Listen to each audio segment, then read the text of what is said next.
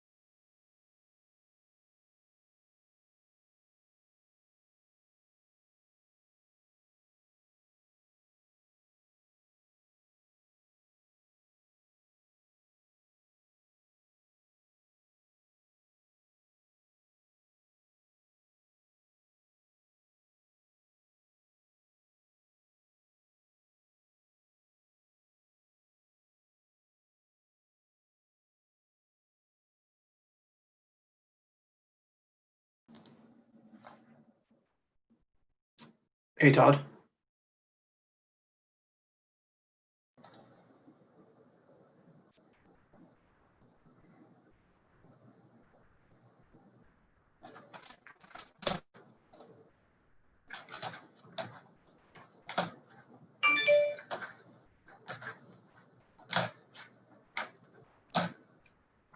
You guys okay? Hey Todd, how's it going? Good, are you? Sorry, I'm supposed to be presenting. I just want to make sure you get the PowerPoint up on the screen, and then I'm going to get out of the way and let you take control. Yeah, I'm going to pop it up now, Todd. It appears to want to take control of both of my screens, but just give me 1 second. Yeah. Let's see, share screen.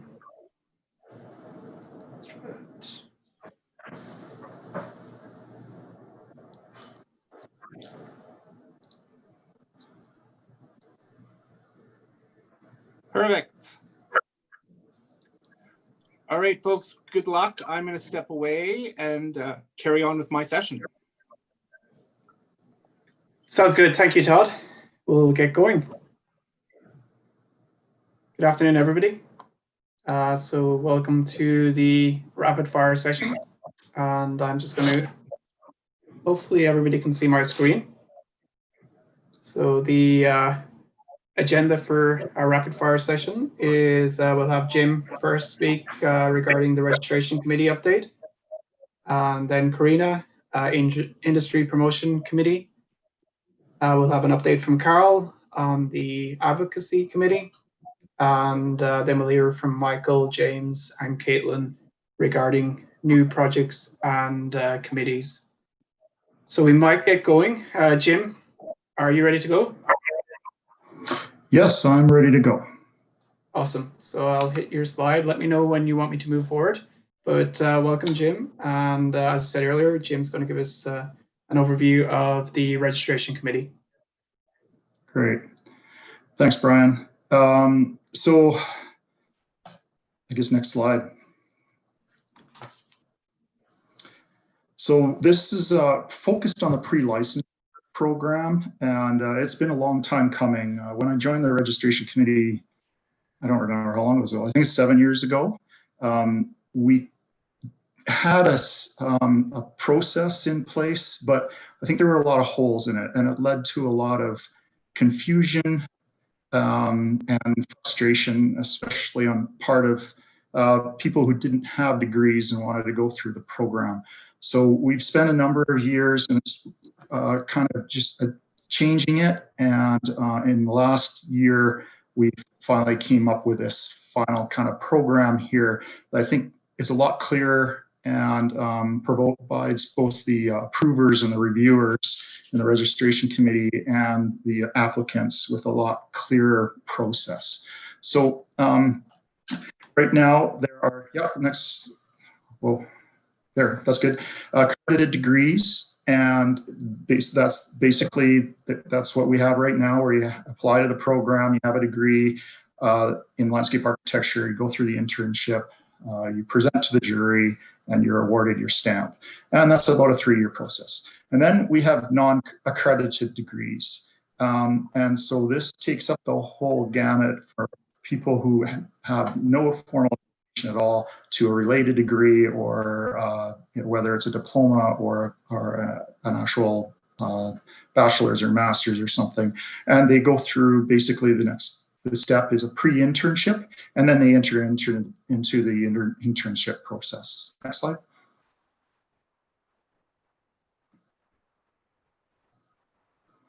So the overview of changes really for the regular internship program, we basically added a form that the advisor and supervisor have to sign.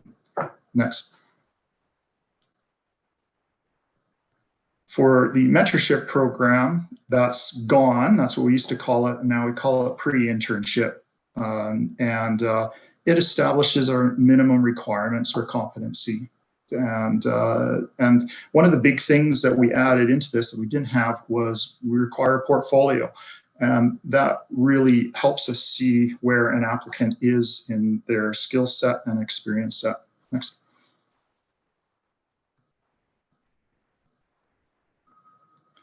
Next. So here's, we'll just go through the pre-internship program here. It's basically a 10-step process to get to basically having a stamp. And the pre-internship is about 7 steps as noted on here. And we'll just go through each one of these in the following slides.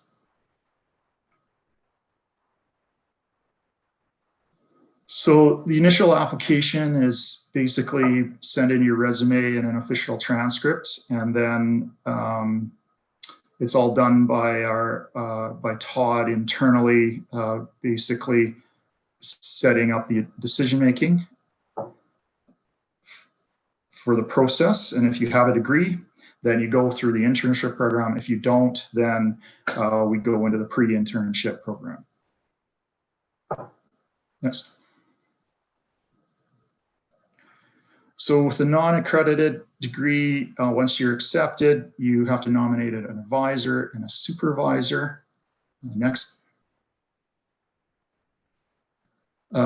With your advisor, you complete a competency tool and you submit your portfolio. So what the competency tool is it's actually a multi-page kind of an Excel doc that you answer a whole bunch of questions and you fill in basically all the experience that you have.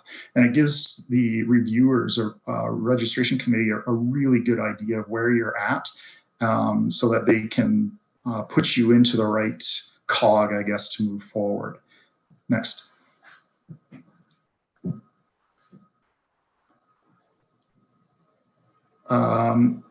So did we miss a slide there? Yeah, sorry, you're right. Next one. So what we get into is we kind of have this is all malleable depending on the person's experience and everything. But basically, we have two categories for each kind of section here. If you have a related degree, so say biology. If you have greater than 4 years of experience, then you have a minimum of 3,600 hours that you have to put in. If you're less than 4 years with a related degree, then you have to put in 7,200 hours. And just to give you an idea of what this is, it's 1,800 hours per year. So if you have more than 4 years, we're saying, yeah, you got to put in 3 years of pre-internship at least. And then they just go up, related diploma. So this would be an LAT diploma from NAEP, for example. So if you have 2 to 4 years of experience, then you're being a pre-internship for 10,800 hours. And if you have more than 4, then it starts at 7,200. If you have a lot more than that, then we start looking at some other criteria. Go ahead, Nolan. Brian.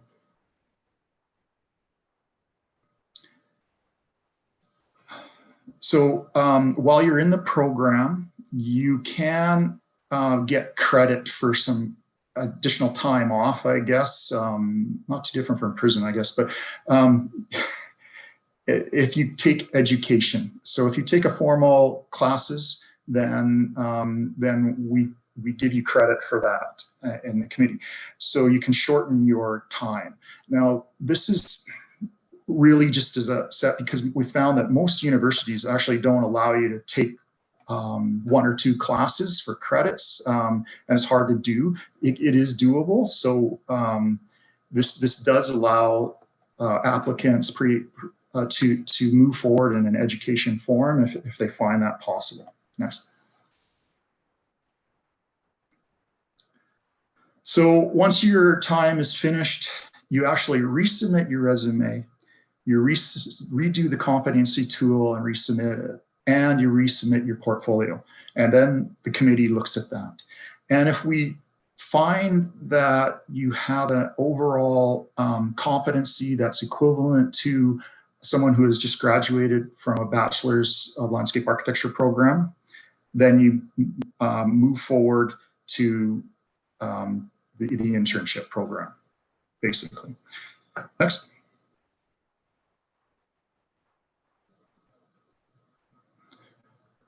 Yeah, so next. So now the internship program, it's basically set up if you're a graduate of a bachelor's landscape architecture, then you go through this process. If you've passed through the pre-internship program, then you do this program as well. And you basically start off at point 4 here and you complete your internship program, which is 3 years. And in that time, you have to complete your LARE exams and go through that process before you are allowed to go move into the final interview. So, next. So basic internship requirements, basically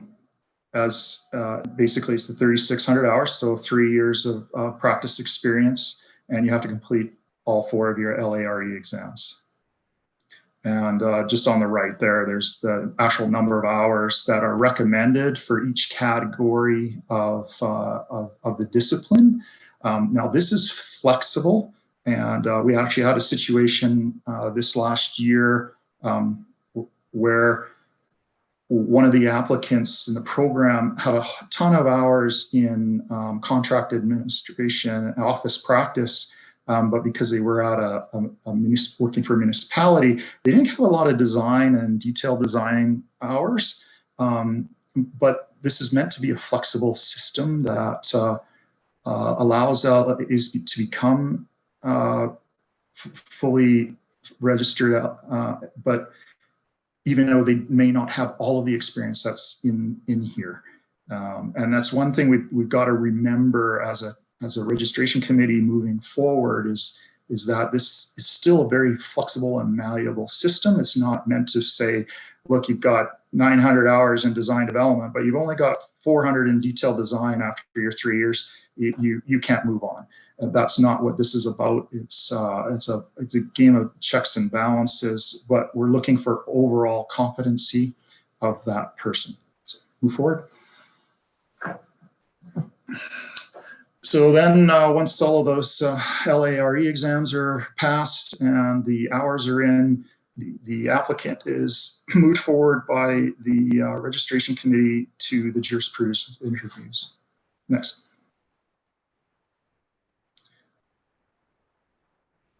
Yeah, and then it's basically a half-hour to 40-minute presentation and question period. Next.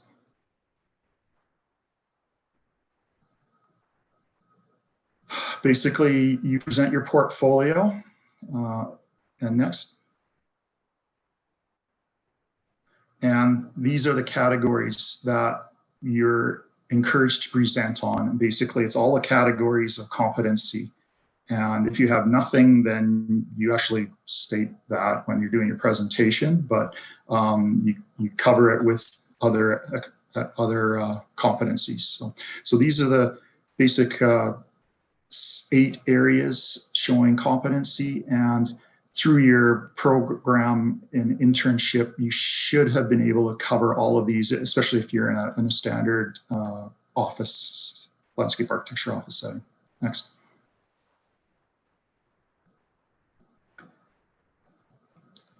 Just a checklist, and this is provided to all the applicants as they go through the process. Next.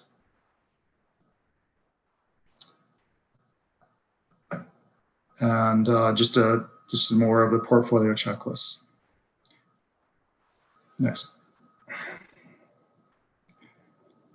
The interviewers. So this is the one thing that we still haven't finished. The goal, I think, is to have a setup where similar to the BCSLA, where they have a binder that they hand out to you when you go into their internship program, and you basically have to know everything that's in there, and then they ask you questions from that binder. Our process here is we have to get to a point, and that's the next steps moving forward, where we actually have a binder, practice binder, and then questions can be asked from that. We are developing basically your standard questions that the jury can ask. Quite often the questions are prompted by strengths or weaknesses or interesting things from the presentation of the applicant. So that's the next steps. We've come a long way in the last 6 years to be at this point, and hopefully our process here is streamlined a lot better, and it takes out a lot of the questions and the frustrations that were experienced in the past. Next. Yeah, once you're done your jurisprudence examination, then the jury makes the recommendations back to the registration committee, and then there's either an approval or a denial. I think in the last 5 years, we've only had one where we had a denial, but that was because of the system hadn't been quite set up yet. So the jury didn't know that the registration committee had gone through quite a bit of work prior to make sure that this person was good to go. So, but that's where we end up. Now, next slides, we're just going to be looking at the supervisors and advisors and their roles. A lot of the people I know on the line here would take these roles and should. Next. It's kind of tough to find advisors and supervisors, but there's basically the advisor is someone who is from outside of the person's work organization and can basically guide and oversee the progress towards competency. And then the supervisor is actually the employer or someone in a senior position overseeing the work. Next.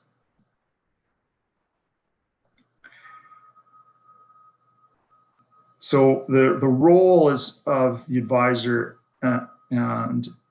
is to just ensure regular, basically accountability for the whole process to make sure that the applicant is moving along and progressing and doing everything that they need to do. Next. The advisor has specific accountabilities. These are listed here. Basically, the big thing is just to meet at least every quarter. We like it if there's every month, but the quarter is basically aligns with the submissions that the applicant has to make every quarter of their work program. Next. And the supervisor has to oversee the candidate's day-to-day work, ensure that they get as broad a spectrum of experience as possible, and ensure and basically sign the logs and make sure that they're accurate. Next. And that's the process. So feel free to ask any questions. We'll see what we can do to answer. Awesome. Thank you for that, Jim. So any questions from anybody on the call?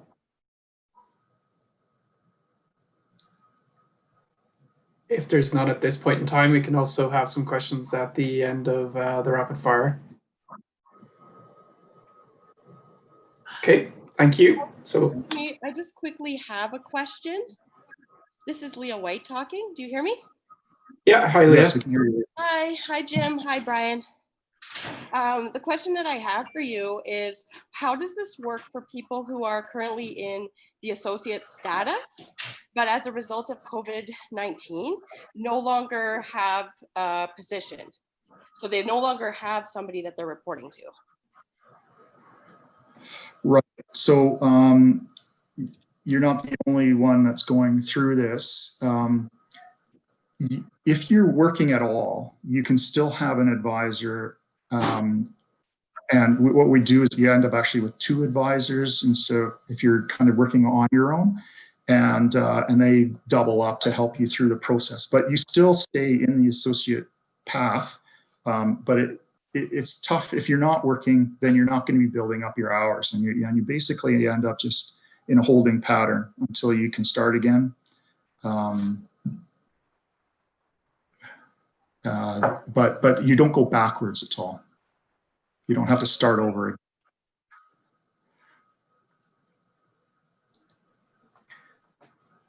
Good. Any other questions? Sorry, Jim. That's okay.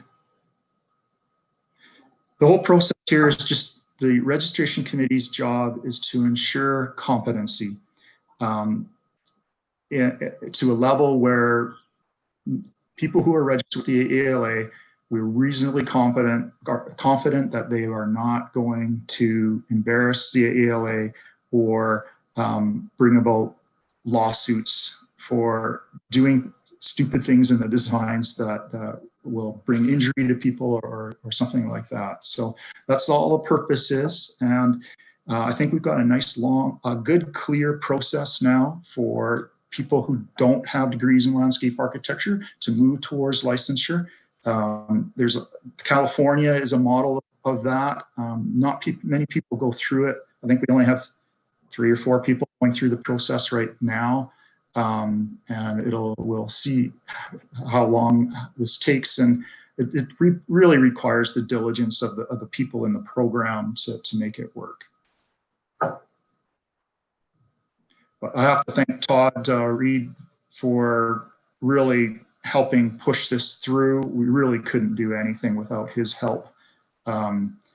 Once we had an executive director, we were able to move forward. Before that, we just had no tools to really revise this process. So big kudos to him and to the rest of the people that's been on the registration committee over the last 5-6 years. Excellent. Thank you, Jim, and well done for the effort of the registration committee, yourself, and also Todd. I'll pass on your kudos. I know he's on another call at the moment, but I'll certainly pass on those comments afterwards. So we'll move on to the next presenter, and I'm going to hand it over to Karina. If you could introduce yourself and then start your presentation on industry promotion. Similar to Jim, if you could let me know when you want me to move the slide, and I will do so. Perfect. Thanks. Thank you. This is going to be pretty short and sweet. With everything that's been going on this year, we haven't been able to carry out some of our planned activities the way that we wanted to. You can go to the next slide, Brian. Thanks. So I'll just touch on 4 kind of events that we did in some way this year and are making plans for next year as well. World Landscape Architecture Month, which takes place in April, Alberta Landscape Architecture Month, Parking Day, and then a exhibit of photographs of Dan KILEY's work. Next slide, please. So World Landscape Architecture Month this year was largely an online social media campaign. We've tried using some of the tools like posting with hashtags, "This is landscape architecture," World Landscape Architecture Month, etc. There's some tools that are available already through some of the national and international landscape architecture organizations. The one thing that we've talked about a lot on the committee is that it's hard for us to do a lot of events associated with this in April in Alberta because we usually still have snow everywhere. Our sites don't look that good if you can see the ground at all. So we've kind of kept it as mostly an online event. One thing that we have been able to do is map sites, which we're hoping to be able to use for 2021, where we can create an online mapping tool where people could actually see where sites are and go visit them themselves. I'd say this will be a recurring theme through my presentation, is that we can always use more volunteers to help with specific projects that we're working on, and also more member engagement. And I'll touch on this at the end as well. Next slide, please. So we've decided that June makes more sense as a month for us to focus on landscape architecture in Alberta. That dovetails nicely with Recreation and Parks Month. Again, right now we're kind of set up for more of an online engagement on this, but I think it is something that can nicely work as either an online event or in person, depending on what we're able to do in the coming year. and one of those things, again, that we've been looking at is a map of projects where people can tag things and go visit sites. Previously, we were talking about this as this is Landscape Architecture Month. And so that's kind of morphed into Alberta Landscape Architecture Month. And we were hoping, you know, initially that we could have signs that we could put at project locations or things like that, where sort of like the Festival of Lights that is held in downtown Calgary, where people could go around a particular area or travel around the city and discover these sites and discover what landscape architecture is. That has moved to more of an online model. Right now, most of the sites that we have good images and locations for are the AALA tour sites. So we're hoping to get more participation again from the members and more photos and locations of places that people can go visit and tag on social media and just create more awareness about what landscape architecture is and all the great projects that we have already in Alberta that people can go experience. Next slide, please. Parking Day. Oh, we could skip to the next one. So this happened in September this year.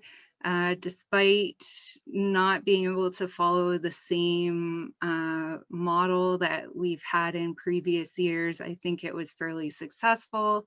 We had a lot of entries. Members of AALA were on the jury that adjudicated the projects. So this is a really great event for us because the city of Calgary does a lot of work to organize it, and we just kind of have to jump in and team up with them. We're hoping to be able to do something similar in Edmonton as well. And I think that's something that we'll be carrying forward into 2021. Next slide. The last thing that I'll touch on is the Dan KILEY art exhibit. So this was something that we were hoping to do this year, starting around the time of the Congress. It would have been a great opportunity to have an art opening event and social. We are still planning to try and do this next year. So we rent the exhibit from the Cultural Landscape Foundation. It comes to us for 3 months. So we'll be ideally splitting the time between Edmonton and Calgary. Right now, Todd's looking into locations where we can exhibit this. It has certain requirements, like it needs to be fairly secure. There can't be food around where the exhibit is, and we need a certain amount of wall space to be able to hang all of the photos. So that's, again, something that Todd's been spending a lot of time on, and it would be really helpful if we had a volunteer that was willing to take it over for next year. Next slide. So photos, as I mentioned before, a lot of the photos that we currently have to use for all our different initiatives are pictures from AALA tours, or photos that are already in our library as AALA. And the way we get those is by members submitting them. So if nobody submits projects or photos, I mean, we don't have time to go out and get those ourselves. So we just can work with what we have available. And, you know, if you're looking through the website or some of our promotional materials that come out and wondering, well, why isn't my project featured in there? It's probably just because we don't have any good pictures of it. So everybody's welcome to submit things. We're always looking for new images. And there's no specific time or deadline when we need them by, that can be happening on an ongoing basis. I think that was the last slide for us. Yeah, unless anyone has questions. Awesome. Thank you very much, Karina. I do have a couple of questions. So a lot of the slides, as you mentioned, feature opportunities to volunteer. Would those on the call or potential candidates to volunteer contact yourself or Todd? Or Yeah, what's the best approach? Either one of us is great. And I mean, the nice thing about the promotions committee is we tend to do little projects. So you can sign up for one thing, and you know, when it's done, if you don't want to be involved in the committee anymore, that's fine. There's no requirement to come to our monthly planning meetings if there is just one specific thing that you want to focus on. Awesome. And noting about the photos, I know Todd regularly has that as an item in the weekly updates. So yeah, it's important to get those images because it just demonstrates the tremendous work that the association and its members are completing. And yeah, there's a lot of collateral out there, but it would be really great to share that with the association.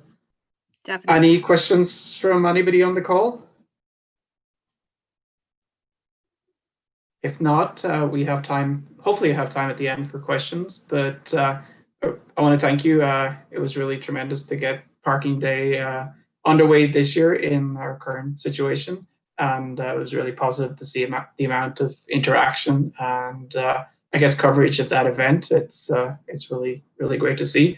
And it will be awesome, hopefully, to get something similar up and running in Edmonton. So we might move on to the next one. Thank you very much, Karina. Thanks.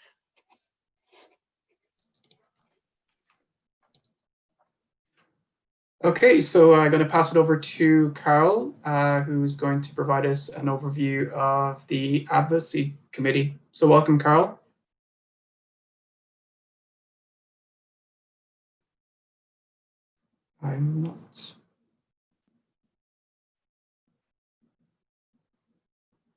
I do not see Carol on the call.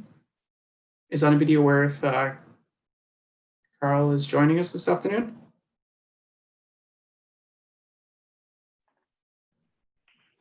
I'm not too sure, Brian. It's Michael. Yeah, I'm just checking the attendees. Yeah. Okay. Be in another session or something. Yeah, perhaps. So in the absence of Carol speaking up right at this time, we might skip through the presentation. And if Carol joins a little later, we can switch back. So that brings you to Michael, or brings it to you, Michael. So you're going to provide an overview of the Alberta Landscape Charter. And I think you asked me whether there were some slides. I'm just going to run through. There appears not to be slides. That's okay. So if I could share my screen, that would be great. Sure, I will see how that goes. Bear with me for a second. Yeah, I should be able to do it now.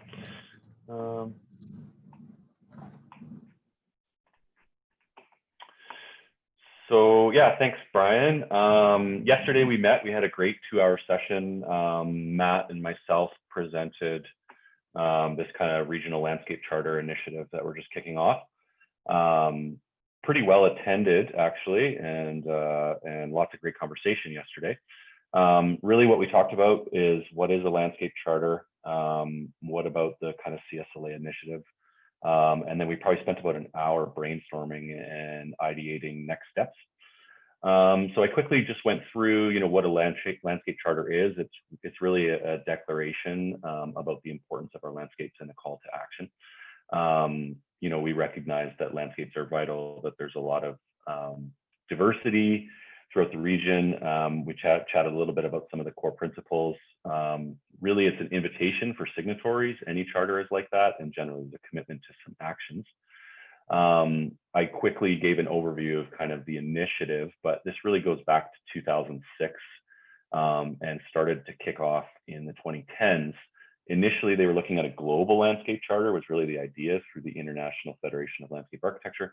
UNESCO got involved, and they really recommended this bottom-up approach where regions and countries develop charters because of the complexity of trying to do it on a global scale.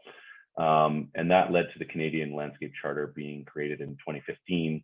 For those who attended the AGM last year, Jean Landry presented the Canadian Landscape Charter and kind of challenged our component association to do a regional charter. Matt and I were both encouraged by that, so we decided to sort of advance that this year. Really, the CSLA just recognizes, I'm just giving a brief summary of the charter here. I'm not going to get into a lot of detail, but just recognizing that, you know, we're a professional voice for landscape architecture, and our goal is to, you know, raise awareness and provide leadership around landscape in general.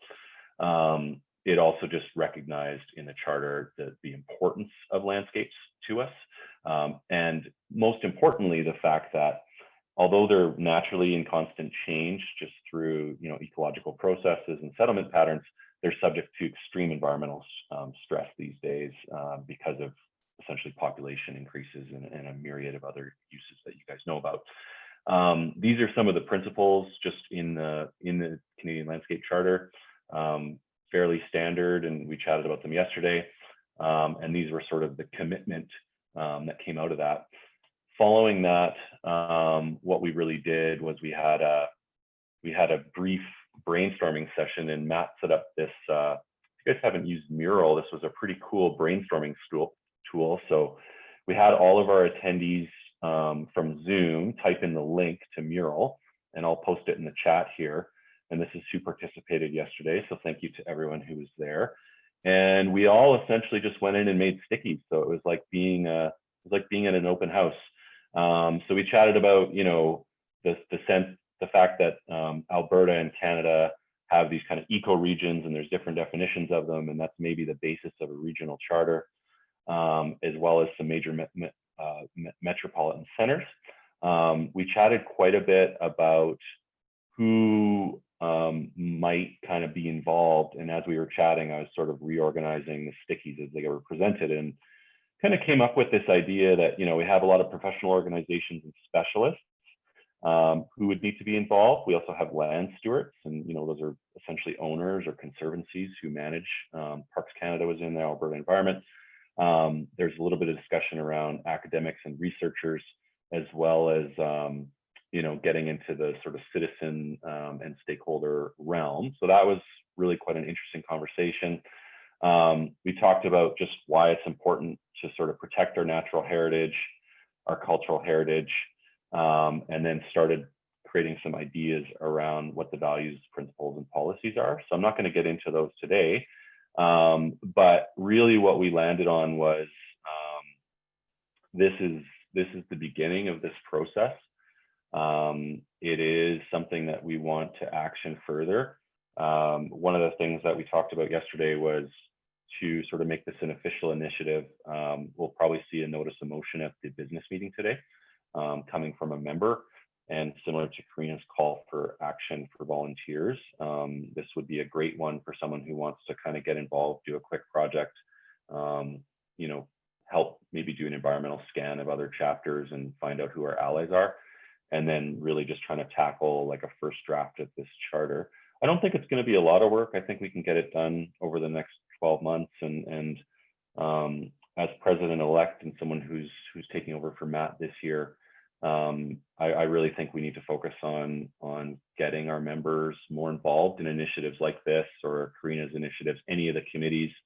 I was invited to go to ARPA this year as a member of the executive AALA, and I was very impressed by the dedication of the volunteers for that organization. And I think we can learn a lot from them, as well as celebrating our volunteers. So just wanted to leave it with that. And if you guys have any questions about it, reach out to myself or Todd.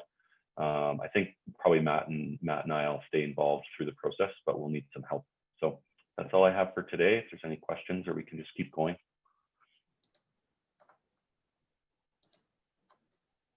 Awesome. Thanks for that, Michael. It's really exciting, and building on, I guess, the 2019 AGM and the presentation.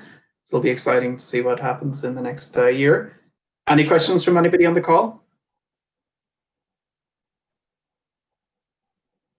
Nope. If not, I will share screen here again. We've got 2 more presentations. So let me know when you can see my screen. We can see it. Okay, so I'm going to welcome James to join and provide an overview of the LAT committee. Hello, thank you. So yeah, Todd had arranged a pub night back in February, mid-February, just before this pandemic. It was well attended by a lot of the NAIT students. We had a few LAT members come. It was relatively informal. My biggest, I guess, what I wanted to get out of that meeting was just to listen to what the LAT members wanted out of the association, and also introduce myself to the NAIT students. So out of that pub night, just took some, there's, like I said, there wasn't a whole lot of representation from the LATs themselves, but just took away some of the comments that were made, listening to the students in terms of what they would like to see from the association. And then just 2 hours ago, we met as LATs to talk about how to move things forward.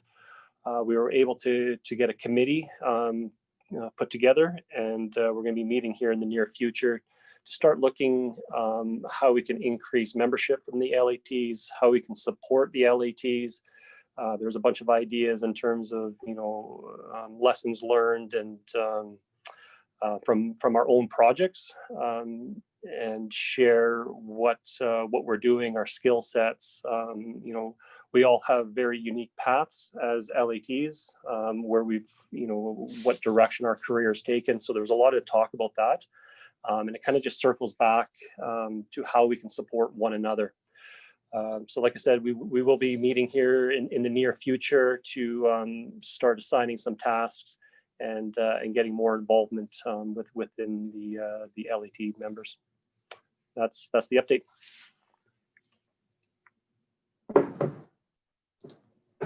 Awesome, thank you for that, James. So if LATs want to get involved with the committee, contact yourself and Todd. Would that be correct? That's correct. Yeah.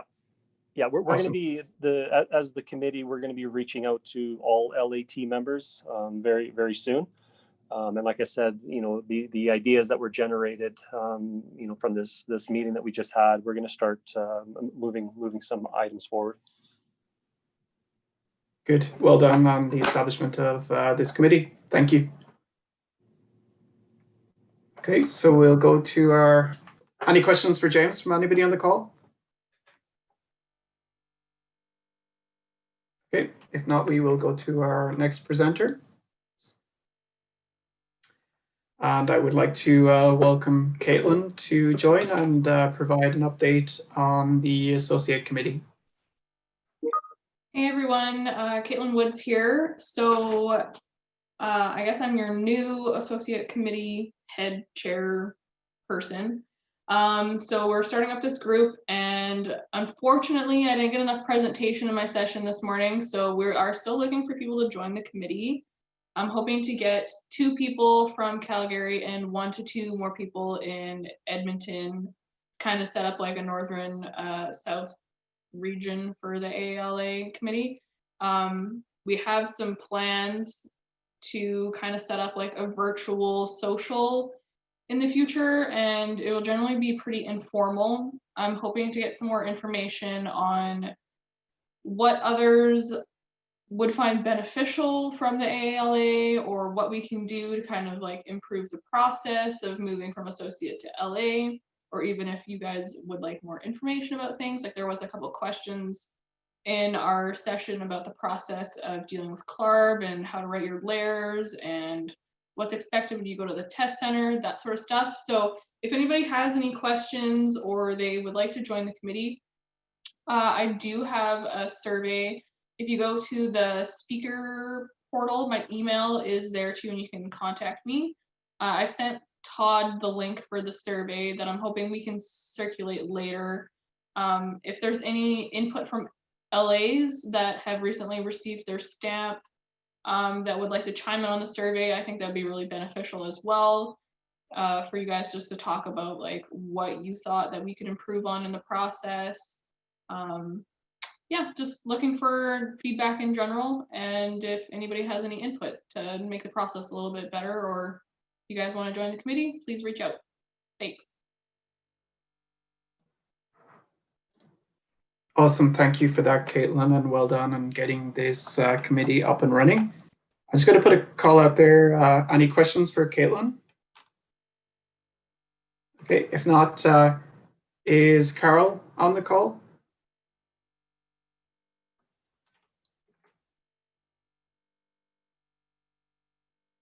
Okay, it appears Carol has not joined. So that actually... Sorry, Yeah. I forgot to mention one more thing. If people are kind of on the fence about joining the associate committee or not, there is 2 sections in your hours logs that you probably could use towards your hours. There is the professional activity for the AALA and professional activity. So by volunteering for this committee, you may be able to use those hours towards your hours log as well. Thanks. Awesome. Thank you, Caitlin. So that brings... Yeah. Yeah, that is one of the jury questions that you'll be asked as well, is how dedicated are you to the AALA and participating? So if you can show some of that participation, things will go better. They might ask 1 or 2 less hard questions. Good to hear. Thank you, Jim. So thank you, everybody. We ran through registration committee update. So thank you, Jim, for providing that. Industry promotion committee update. Thank you, Karina. Obviously, committee update, we'll hear from Carol at another point in time. New projects and committees, thank you to Michael for providing the overview of the Alberta Landscape Charter Initiative, which will get underway in next year. And LAT committee from James, which will also get going, and the associate committee from Caitlin, which is about to get going too. So lots of activity underway and planned for the next year. So we do have a little bit of time. It's 1:50 and this call was to run to 3 p.m. There are 2 other sessions underway at the moment. Todd is facilitating the ED&I session, and also there is a branding and communications session that Nathalie is facilitating. Before we wrap up this call, any other questions from anybody that's joined the call today for any of our, speakers?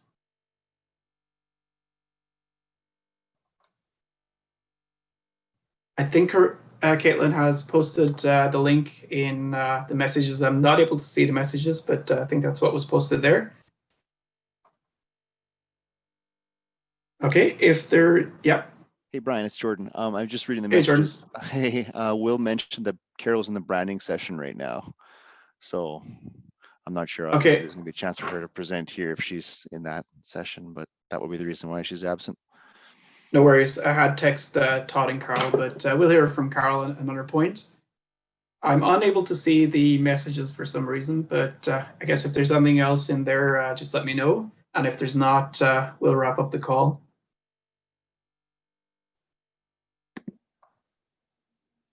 Hey, I got a quick question regarding parking day. From what I gathered, then does it look like we're probably going to be open format again, where you can kind of pick areas around the city, at least for Calgary? Is that kind of the loose assumption with the uncertainties of COVID of how things might go? Well, the city of Calgary has historically kind of defined the format of that event. So we just basically have provided the jury and kind of worked with them on the planning a little bit. So I think that's the way it went this year, was that the city kind of took the lead in terms of where the sites would physically be. And I do think we can have input on that and be part of the discussion for sure next year. And I guess I wasn't able to attend this year, so I'm not sure, how that went. or if there could have been a better physical layout of the project areas. But yeah, I think that's something that we can talk about and potentially change for next year if we want to. Okay, cool. Yeah. Yeah, I was just I questioning. can add a little bit to that too. Oh, sure. Because Urban Initiatives is the group that I'm involved with at the city. So Kate Dago on my team actually organizes Parking Day. So we chatted about it briefly. If COVID is still an issue, we'll probably try Parking Day apart again, I think is what the theme was this year again. But we get a lot of interest from certain business revitalization areas, or BIAs, sorry, business improvement areas, to have it. So Kensington is like super keen to have it back and have it all in one spot. And then we tried it in Inglewood another year, it wasn't as good. So we've tried a few different spaces. I think the short answer is we're totally open to ideas. And if AALA wants to have more involvement in the planning of it, as opposed to maybe the promotion of it and the adjudication of the awards, then more than happy to have more folks at the table and take a little bit of work off Kate's plate to help plan it. Would be great. Okay, cool. Yeah, no, I was just thinking, one of the participants actually, he's sort of headlining the High Park area within Calgary right now. Like, for anyone that doesn't know, it's just vacant parkade right now that's not getting heavily used. The whole rooftop section has been given away as park space, and there was a landscape architecture firm out of Winnipeg, I believe, that has kind of headed that project of doing some active space up there, but there's so much parking available to it. It'd be kind of an interesting location to host an event sort of like this, just because you still have the safe space involved with it. And it was a little bit criticized for not being as intensive as having like a lot of green space or sort of like a more green roof look to it. So it might be something interesting to consider. So I'll certainly should make the suggestion to the Beltline Community Association, and maybe they'll get in contact, just see who they can get in touch with in the city or through the group, and maybe get it going. But no, that's cool to learn. Thanks. Yeah, and Tamara, props to you for your involvement with Beltline Neighborhood Association. So if that's something of interest to you, then by all means, be part of that process. Cool.